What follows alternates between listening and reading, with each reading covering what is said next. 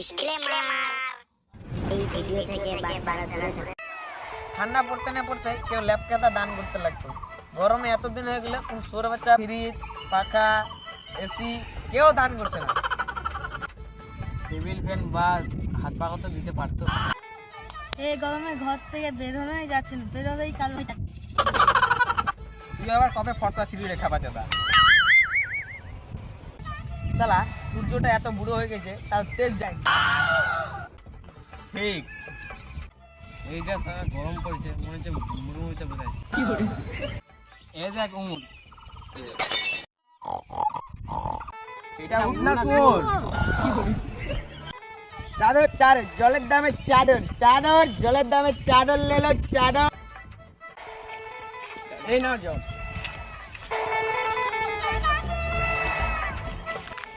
এই মানা শুধু বোতল চাদর দাও।